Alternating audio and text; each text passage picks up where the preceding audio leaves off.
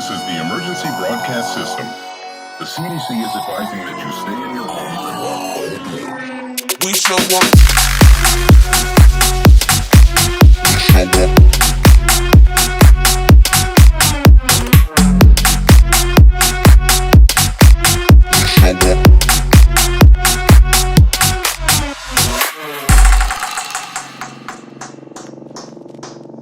We show up in the party, flyer than everybody. We show up in the party, flyer than everybody. We show up in the party, flyer than everybody. We show up in the party, flyer than everybody. We show up in the party, flyer than everybody. We show up in the party. We show up in the party.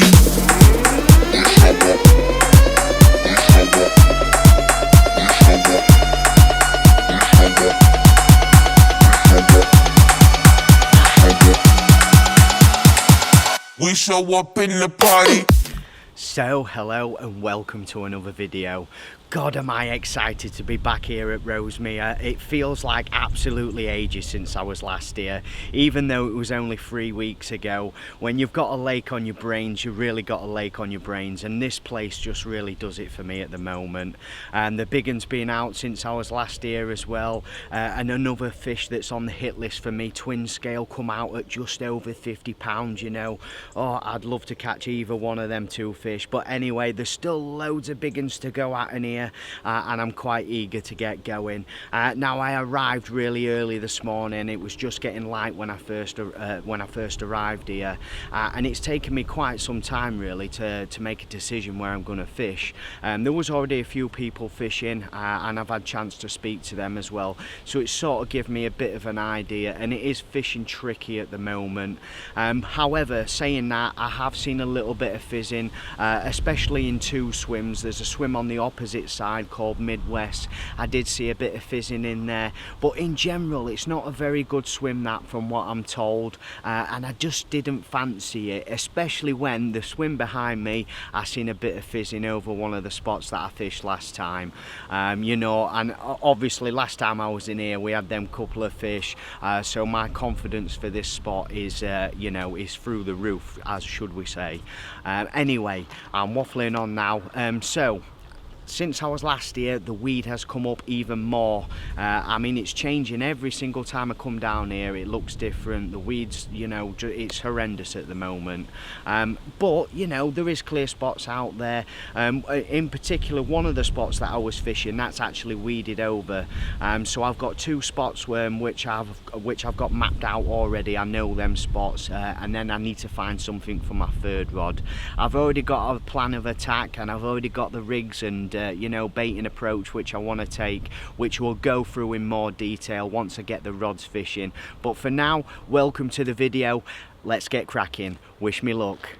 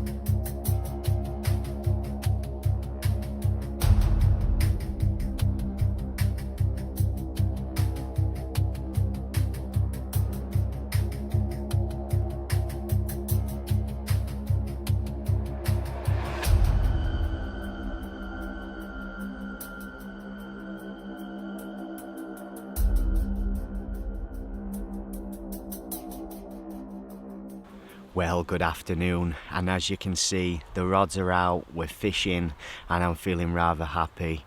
The rods went out lovely as well. It wasn't too much hassle at all, to be honest. I got things sorted quite quickly. I am fishing one new spot, which we'll talk about in a minute, and the left two rods that you can see there, they're fishing the spots that I had bites on previous when I was last in here. One's quite blatant, it's here, but what I am doing is I'm going right up to the edge of the weed on that spot rather than fish it right in the centre where it's dead blatant.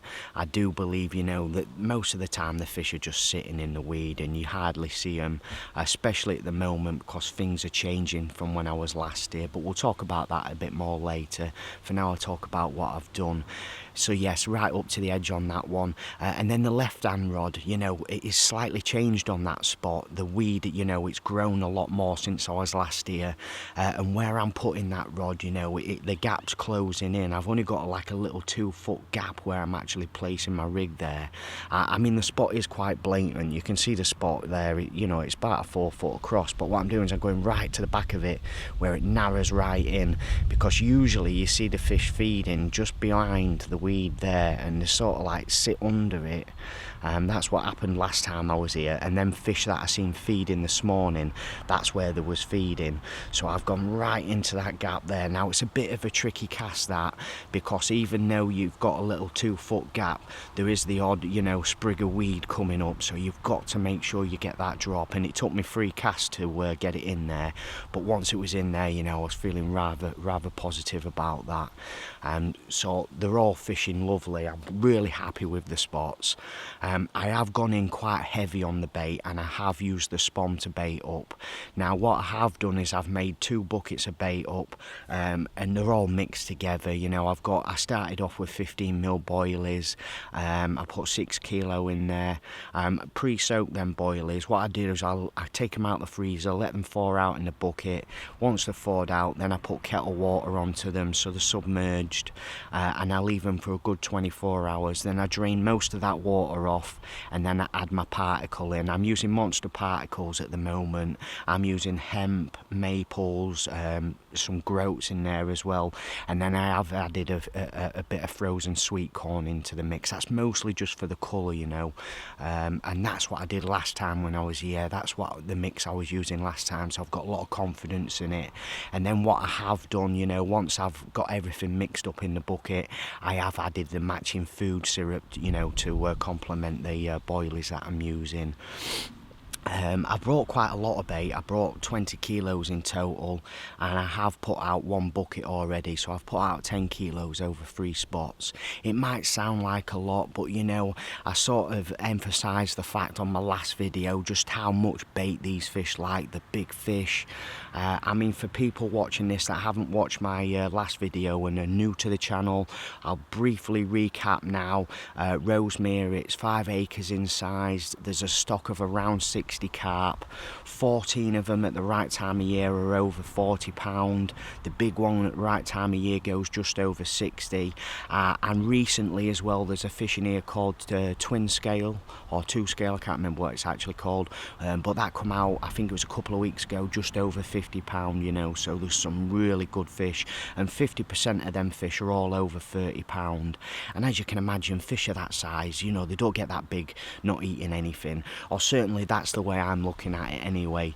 It's not a very pressured water. There's a good set of anglers on here, and they fish it right, most of which, from what I can sort of gather, a lot of them are on the all-out boilie approach, which is kind of the reason why I went in with the particle and the boilie as well, just to be slightly different.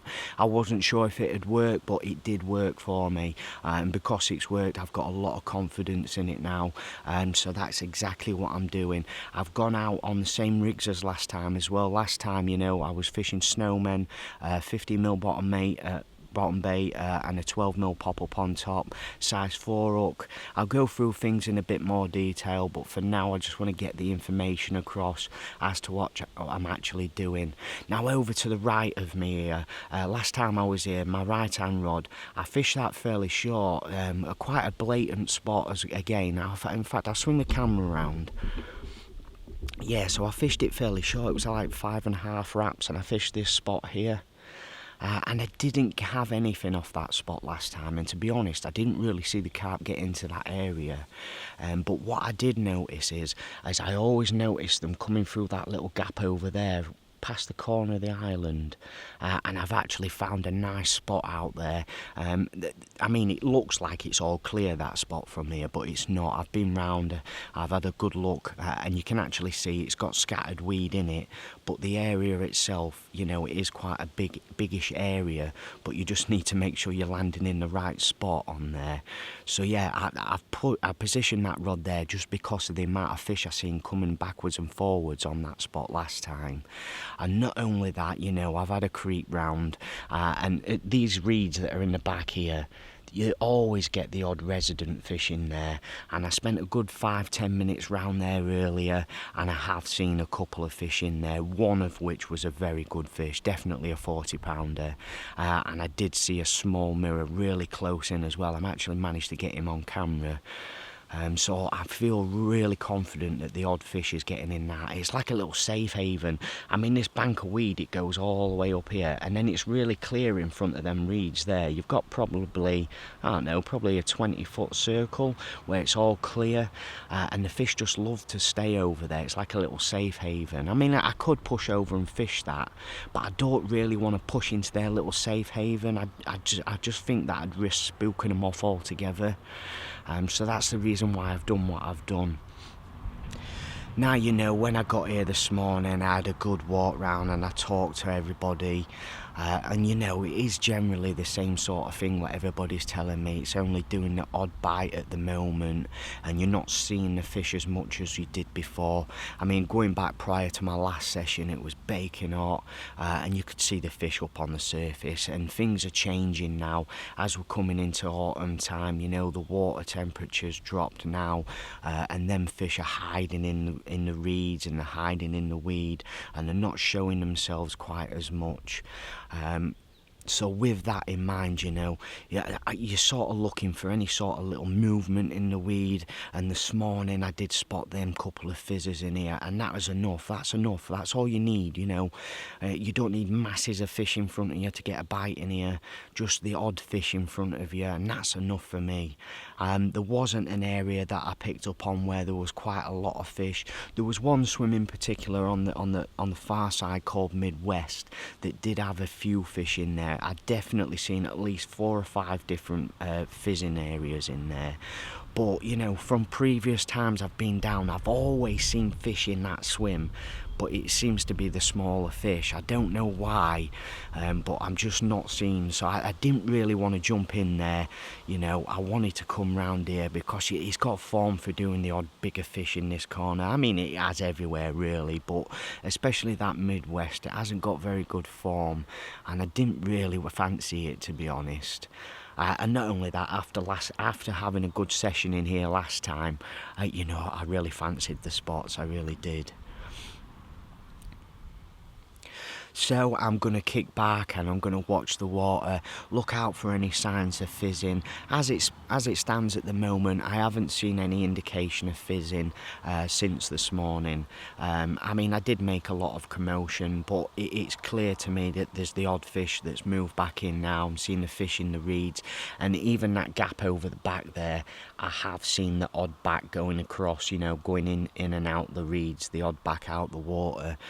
So there's definitely fish moving back in, and that swim opposite me on the opposite side there, that's called the helipad, and that there's nobody in that swim, and in general, you know, it's a good thing in this area where if that swim's empty, there's nothing to prevent them fish from coming through into this side. You may notice as well, I've got this rod really high up in the air. That's just because I'm going over that weed there. I do think if I get a bite on that rod, it's definitely going to be a boat job. So yes, that's the state of play. I'm going to kick back, watch the water. I think, you know, it's coming up to that sort of time where you do start to see the odd sort of bit of fizzing. At bite time in here, from what I've noticed, it's always seemed to be sort of late afternoon and early mornings, the better times. It does do like the odd freak bite here and there through the daytime, but predominantly, you know, it's late afternoon and early morning. So, you know, for now I've done my bit. Just need to kick back and wait for one of them carp to pay me a visit. But I am very, very positive, and I do feel confident, even though I've not seen much in the area and it is fishing tricky. I've got a lot of confidence in my rigs and the bait that I'm using. I really do feel like something's going to happen. So yes, I'm going to stop waffling on now, and we shall probably be having a catch up in the morning. Well, as you can see, we've had a result already. I just can't believe my luck, I tell you what. I seen the odd fish going down that reed line. And then I seen one come over, and I literally watched him drop down onto the spot. And a few minutes later it was away. Oh, just check him out. £35.12 he's just gone. And I tell you what, I'm really surprised I managed to get him back through that weed. He just come in across the surface. It was ever so good. Didn't need to get in the belt, which I really thought I'd have to do.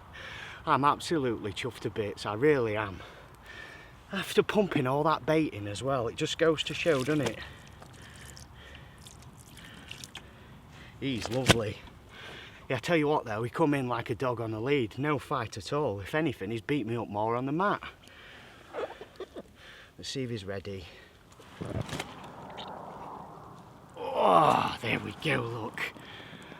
I do apologise for the lighting, but needs must, you know. You can't keep the fish in the retainer here. 10-minute rule here. But check him out. I am chuffed. Well chuffed. Oh, you've made my day. Hopefully we can get another one. There's still plenty of time left. I can't believe we've had one this early on, especially when it's fishing tricky at the moment. Oh. And there's the other side. Oh yeah. LM94, pineapple and banana on the top. Just can't beat it. Lovely jubbly. Let's slip this fella back and then we shall have a catch up in the morning.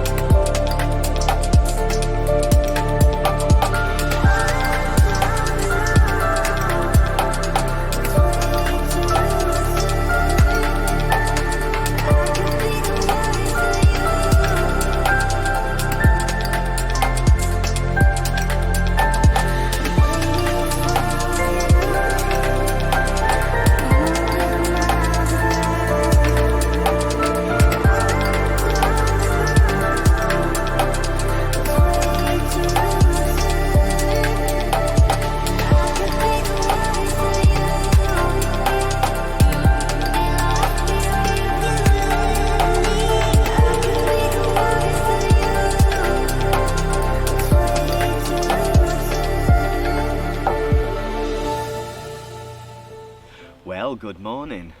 It's late morning as well, it's just gone 9 o'clock. I was up at first light. I set my alarm for 20 to 6 this morning, and I've been watching the water, and to be honest, where I seen the fizzing yesterday, I've not seen any fizzing at all towards the left hand side of the swim. I have, however, seen a couple of fish over on them back reeds again, so I'm definitely going to have a think about what I'm doing, and definitely changes in order. I mean, that fish last night, he come to that little spot which is just off the island, and the fish are well beyond that, behind, you know, up against the reeds in that big clear area. I mean, I've even had the drone up this morning, and there's still the odd fish that's coming in and out of there. Although you can't always see them, they are there. So, you know, with that in mind, I'm definitely going to change things up. I'm still going to stick to that left-hand spot because, like I mentioned yesterday when I got here, there was fizz in there, and there was definitely a couple of fish feeding in that area, and I am very confident on that spot anyway. So I'm going to leave that there. I am going to push one over towards that reed area, and I'm going to leave one on the spot where I've had the bite from. I mean, it's like they're just reluctant to come through that weed and onto that spot. I mean, that fish last night, I watched it come over that weed bed, you know, and then dip down, and then it was only a matter of a few minutes later and the rod was away. And it kind of left me thinking, how much bait has it had, you know? I've been sat here umming and ahhing thinking, should I have put some more bait in straight after? But the thing is, the fish was present in that back bit and I didn't want to push them off, especially baiting up with a spawn. So, you know, I just sort of sat on my hands. But this morning, again, you know, I've seen a couple of fish over there, but nothing sort of in my water, if you know what I mean. I mean, that's still in my water, but I mean where I'm actually fishing. I've had nothing pass over my spots. I've seen no indication of fizzing or feeding in the area, just apart from them odd fish that keep drifting in and out. So yes, that's the state of play at the moment, and I do think there's another bite in it. I definitely think my next bite's going to come from over that back bit, I really do. I mean, the thing that made me reluctant to go over there to begin with is just the amount of weed between me and that. But that fish yesterday, you know, as soon as it dropped that lead, you know, fishing lead clip system, as soon as it dropped that lead, it was just bummed straight up on the surface. As long as you keep it coming back on the surface, you've got no problems at all. I was quite surprised how easy he come in. If anything, he beat me up on the mat. So yeah, it only took a couple of minutes to slip him in the net, and I didn't mind that, not at all. He was a lovely fish. So yeah, I think that's what I'm going to do. I'm definitely going to put a bit more bait in over the rod where I've had the bite, just because I'm unsure of how much bait that fish had before I even got the bite. You know, a lot of the time you think to yourself, you know, they must have cleared quite a bit of bait out before they pick your hook bait up. But I don't think that was the case, I really don't. Especially with the mix that I'm using. I mean, I've not put a lot of corn in. And I've done that on purpose, really. I think they home in on them little yellow pieces, or certainly that's the way it seems to me. Fishing a snowman with the pineapple on top, you know, it just gives it that little bit of visual aids, and I think they home them out a bit better. I mean, to be honest, I think them bigger fish home out the boilies anyway, because, you know, I mentioned that a lot of people are using boilies on here, and them fish get big for one reason, and that's munching boilies. I mean, you'd think with all this weed that's in here, there'd be an abundance of natural food, but, you know, when you actually bring that weed in, there's not a lot in it, to be honest. It's not actually Canadian. I don't know what type of weed it is, but it's absolutely brutal. I mean, Canadian, you know, you can sort of pull through it and break it up and that, but this stuff, it just doesn't break up at all. It's solid, it's very dense. I mean, even when it comes to reeling your rigs back in after when you want to make a recast, it's quite a pain in the ass, to be honest. And you've got to keep, you know, checking your hooks, and, you know, it always pays to have quite a few rigs made up ready to go. I'm not one for sharpening hooks. I've mentioned that many times before. You know, I'd rather use a good chemically sharpened hook rather than, you know, homing one in myself, so to speak, of.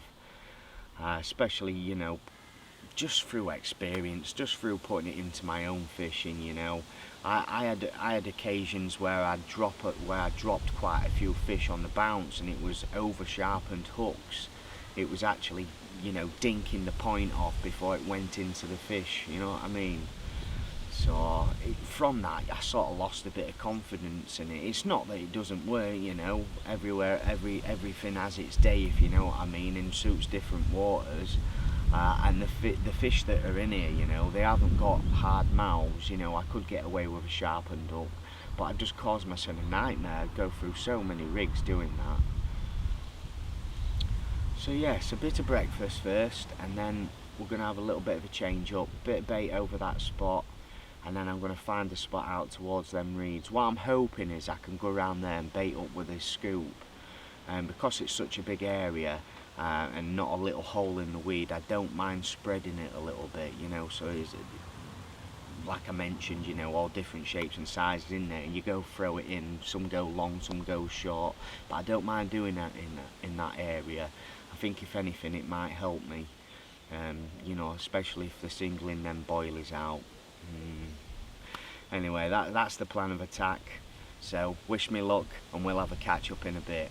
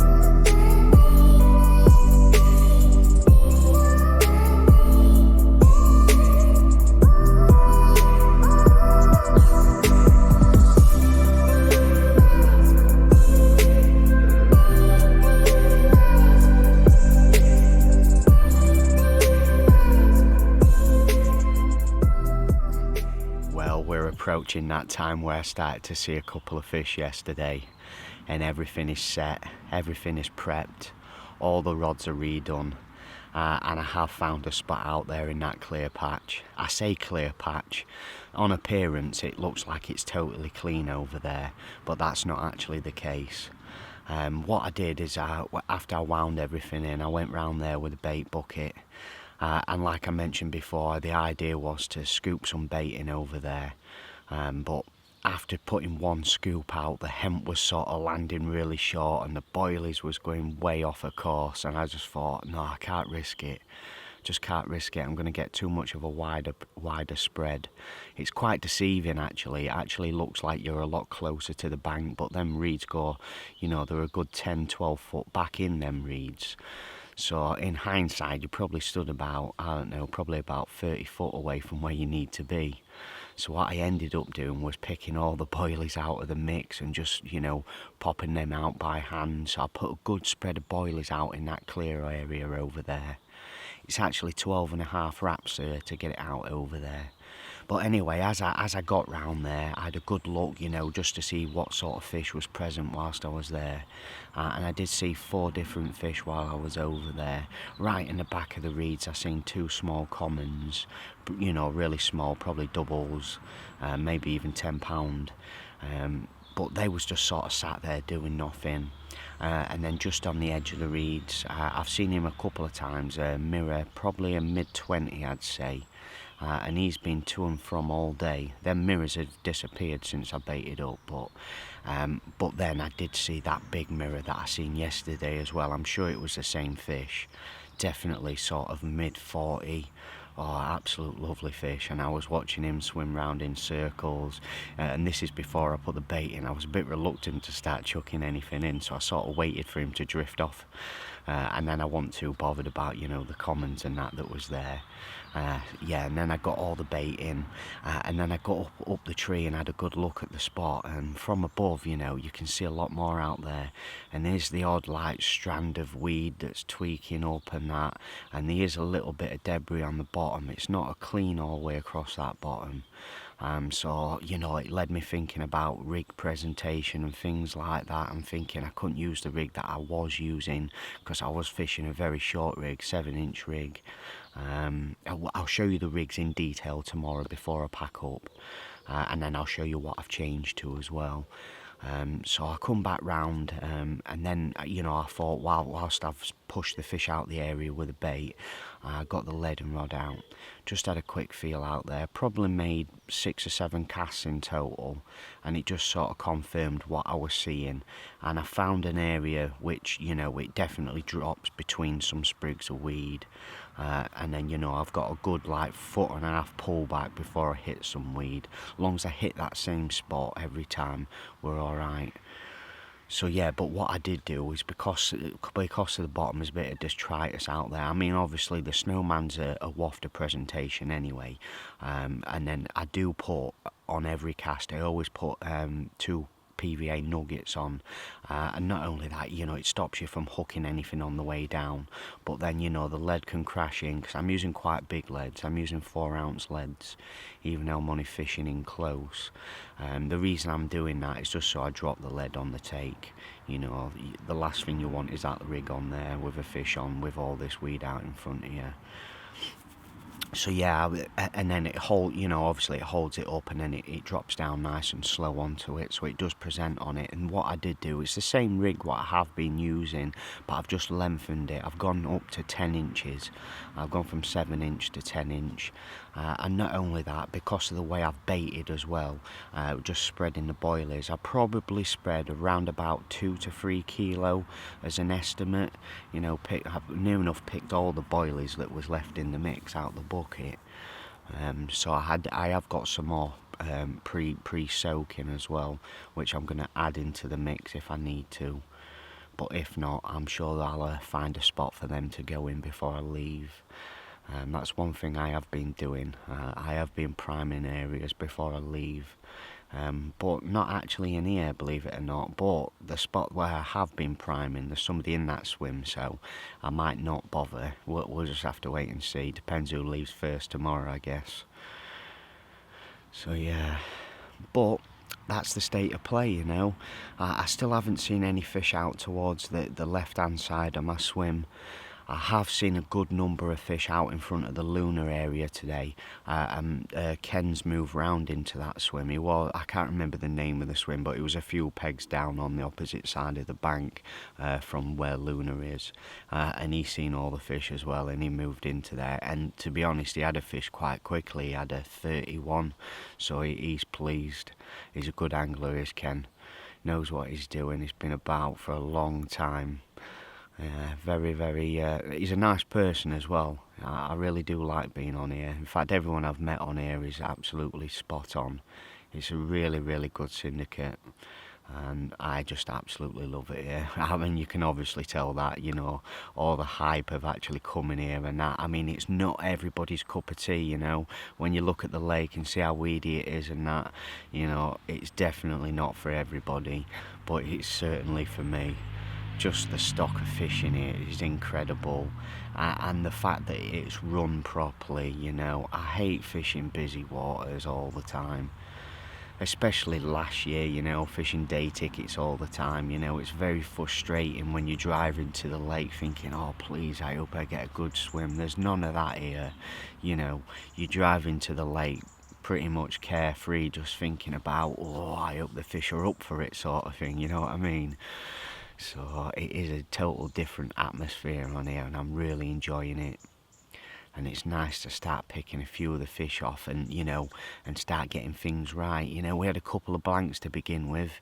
It took me a couple of sessions to find my feet, but now I do feel like I found my feet. And, you know, it's like that. You just find your feet, and then things are going to change, you know. autumn's kicking in, it's knocking on the door now. It has been a lot colder this session, and even with water temperatures down, the fish have been behaving differently. But you know, we all go through it every single year, and I suppose you actually see the changes a lot more when you fish in the same lake, you know. I suppose that's the benefits of fishing a syndicate, you know. You can really get the best out of that water, and not only that, you can sort of home into your own watercraft skills, especially if you're learning watercraft yourself. If you stay on the same water, it becomes a lot easier to read the situation and to understand what the fish do at certain times of year. I mean, you know, when you're moving about from one lake to another lake to another lake to another lake, you know, it's very, very hard to understand the changes and the things that you need to do. That's why a little bit of prep work is don't go amiss, let's put it that way. You know, I do talk to people, you know, not for spots or anything like that, but you know, go in areas if you can clock things like that. But on here, you just don't feel the need to. Every swim's good on here, and the fish do move about. The only difference at the moment is they're not as visible as they was. You know, when I first come in here, when I got down for my first session, flipping heck, I was thinking 60 fish in here, they must be all on the surface, because there was everywhere, there really was. And I suppose it's like that, it's been like that every time I've been down, apart from this occasion. You always see them all over the place, but this occasion's different, you know. They are spending a lot of time hiding away. And not only that, the water levels drop quite a lot as well. It's a good 2 foot down at the moment, and it's a shallow lake anyway.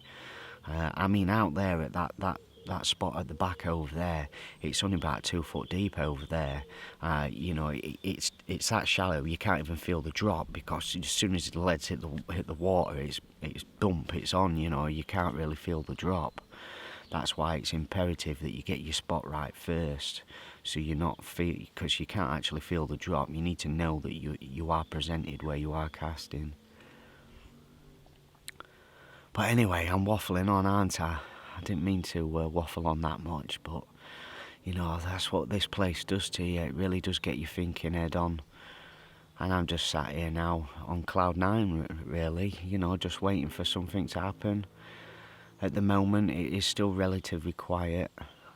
There's still the odd fish that's pushed back in, even after putting the bait in and putting the rigs back in. I have seen 2 separate fish come in and go back out.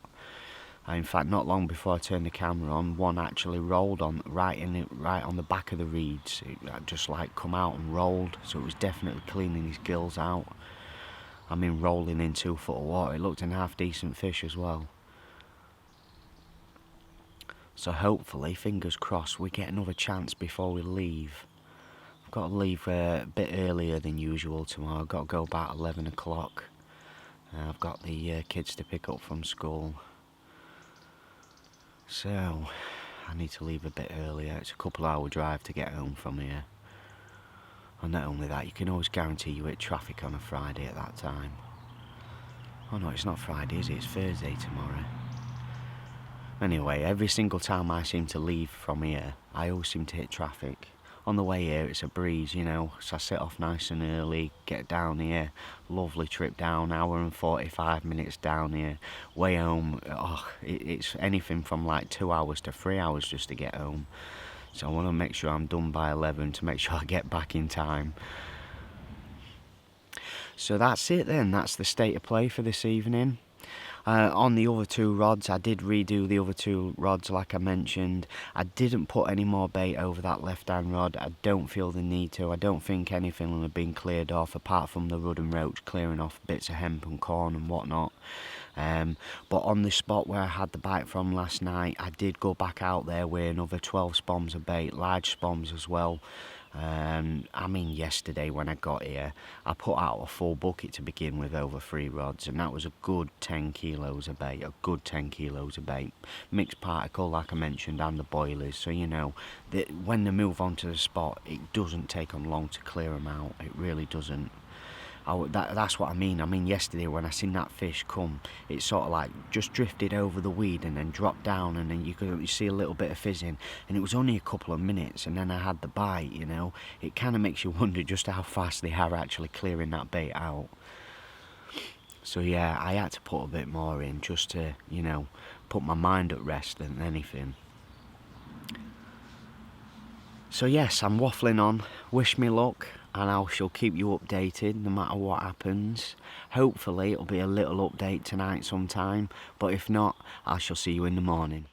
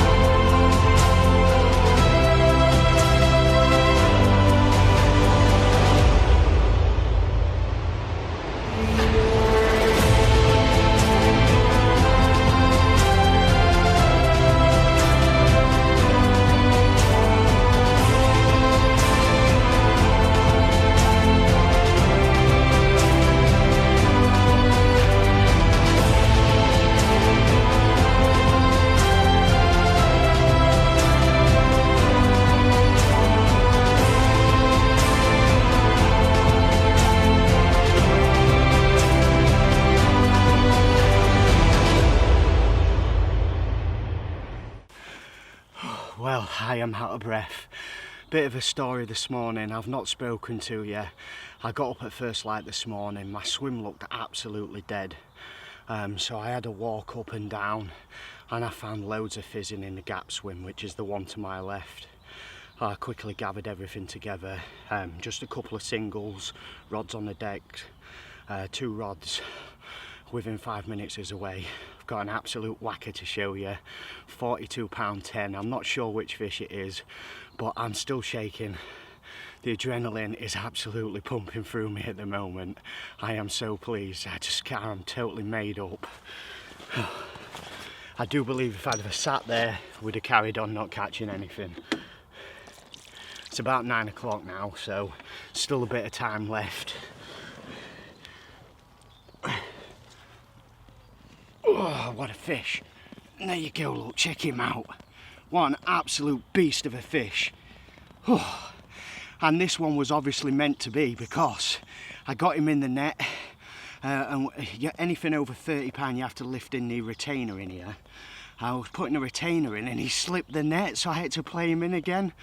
Oh, so nick one, pearl one, as they say.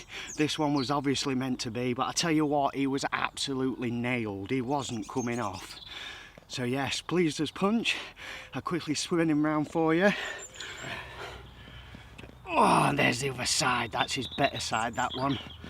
Oh, bit of a distinctive marking on him. Oh, I'm shaking. I just cannot stop shaking. He has made my trip, and what a journey home it's going to be now.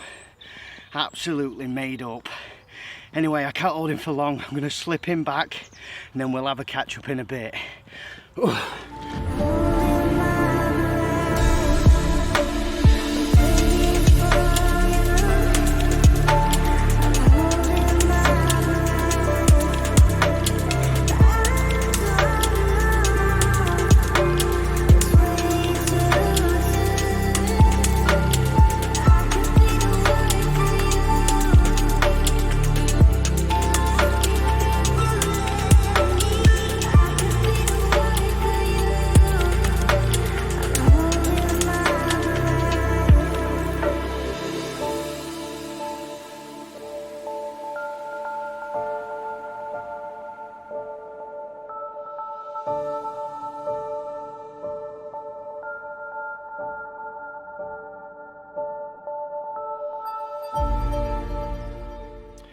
Well, what a capture that was. I am absolutely made up. I'm sure you've probably noticed from the footage. But anyway, cutting a long story short, I haven't put a rod back out there. I got back to the swim, you know, had a look. There was the odd fish still getting in the back of the reeds, but I thought by the time I've cast out there, made a bit of disturbance, it just wasn't worth it. This chance has sailed, so to speak of. But anyway, what I have been doing whilst packing up, you know, is just sort of sat there reminiscing over the pictures. And Alan was still here. He's one of the guys that does the maintenance on here, and he's sort of a bit of a bailiff as well. So I went over with a camera and see if he could identify the fish for me. Now, he did say to me it's a possibility it could be single scale. Now, I know in here there's two fish in here with a white patch on the side. One of them is single scale, and one of them hasn't actually got a name. So I knew it was one of them two fish. But anyway, I ended up taking pictures off the back of the camera and sending it to Ben, the owner, and he identified the fish as it's the one with no name. So, you know, at first when I thought it was single scale, because that fish hasn't been out for such a long time, and I think the last time it was out it wasn't looking too well, so you know everybody's quite eager to see that one. But anyway, it wasn't that fish, it turned out to be the other fish, and at £42.10, you know, so Ben gave me the opportunity of naming the fish, and for those of you that's been watching my videos, you know, will know that I lost my mum at the beginning of this year, just before we went into lockdown and everything. And I did say to my wife, I said, if I have the next big fish I have with no name, I'm going to name it after my mum. So that fish is now known as Sharon's fish. So as you can imagine, I'm just emotional today. It's been one of them sessions, it really has. You go from cloud nine to, you know, thinking you've got one of the sought after fish, but then it turns out, you know, a fish like that that's now got a story behind it. Oh, it's just totally made my session. The emotions are a bit all over the place. I can't really get my words out, if I'm being honest. I've been contemplating what to say, but it's just one of them sessions, a great session. I'm certainly loving my time on here. One thing before I go, I did mention I'd briefly show you the rigs that I've been using. Now, no different to last time when I was here really, it's the same rigs. The only difference being is I'm actually using the PB Products jelly wire. That's what I started on, 7-inch hook link that is, just because I'm dropping into small gaps in the weed. I don't want a long rig there that, you know, it's going to hang up on or whatever. I've been putting a couple of PVA nuggets on. I know you can't see this properly, but I will get some close-ups for you. And a snowman presentation, the hook lays flat on the deck. That there's a size 4 quarter wide gape, and I am going to have to address that hook. After the first fish that I had, I didn't mention this, but the hook was slightly bent out, you know. Any more pressure and I could have possibly have lost that fish, so I am going to have to address that. There is a hook that I'm thinking of, a very good hook from PB Products, so yes, I think I'm going to get myself some of them, and next time I come I'll be switching to them. But anyway, the other rig that I put out, especially after having that fish, you know, after having that fish and seeing what he'd done to the hook, I thought, right then, what have I got in the old tackle bag? And I've got some hooks in there that are actually just like the twisters that Nash do, and they're from a cheaper company, a company called Team Terminal Tackle. I've had these hooks for quite a long time. They look just like the twister. Again, size 4, but it's a much stronger gauge of hook. They don't bend out, these hooks. In fact, the time that I did on the folly, all the fish that I had on the folly was on these hooks, and the difference being is this rig is a lot longer. It's 10 inches this rig, and it's a different material. It's the Camotex soft, that's from Fox. The reason I like this is because it's still a coated material, but it's still very supple, you know, it follows the contours, and because of that spot out there that I was casting over, the odd sprig of weed here and there, you know, I wanted to make sure that if this did fall on top of it, you know, I'd still be presented. I mean, the last thing you want is it to be hanging up on a piece of weed anyway, but the next best thing you can do is to sort of combat the problem. You know, if you're going to go over a piece of weed or whatever, make sure you've got a material on that's going to lay over it properly so that you are presented. And again, 2 nuggets on, so you know, you're not going to hook the weed. If anything, your hook's still going to be fishing. And that's all I've done to combat it. So yes, that just about brings the session to an end. Everything is virtually packed up. I've just got to fold the bivvy up and put it in the bag, and then I'm away. So the drive home is going to be a lot sweeter today, let me tell you. And I'm already thinking about the next session down. I do have to apologise, there's a big gap between these videos coming out. I'm very, very busy at the moment. As it stands at the moment, I've got 3 edits to edit and not enough time to do them. So, you know, keep watching these campaign series, and you'll follow the whole story from start to finish, because I film in every session down here. So yes, I'll be next back down here in a couple of weeks. Next week I still can't get any editing in. I've got another tutorial next week, so you know, a busy schedule, but I promise you the videos are coming and they're going to be worth watching. So for now, thanks very much for watching, and I'll see you on the next one.